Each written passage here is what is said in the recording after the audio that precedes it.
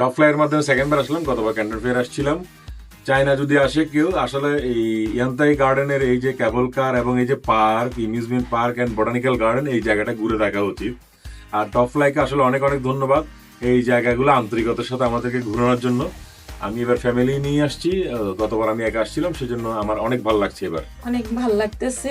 আমরা ইউনকার গার্ডেনে আসছি আর ক্যাবল কারে আছি। খুবই সুন্দর একটা জায়গা এবং খুব সুন্দর একটা পরিবেশ, বলার মতো না।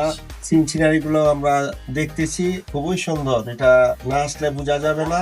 ক্যাবল কারে এই ফার্স্ট টাইম আমার এক্সপেরিয়েন্স, আলহামদুলিল্লাহ খুবই ভালো লাগছে।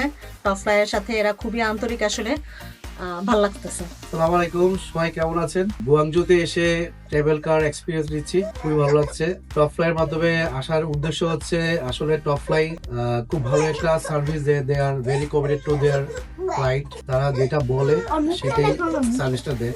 আলহামদুলিল্লাহ অনেক ভালো। ফার্স্ট টাইম আসছি, অনেক এনজয় করতেছি, বাচ্চারা অনেক এনজয় করতেছে, এটাই সবচেয়ে বড় কথা। বলো সদা, হাউ ইউ ফিলিং? আপনাদের সাথে কোনো সময় মানে বোরিং ফিল হইতেছে না, সবচেয়ে বড় কথা। আমরা একে অপরকে হেল্প মানে করছি। সবাই, আর আপনারা যেভাবে আমাকে হেল্প করছেন সেটা আসলে কি বলবো, এটা কোনো আই হ্যাভ নো ওয়ার্ডস।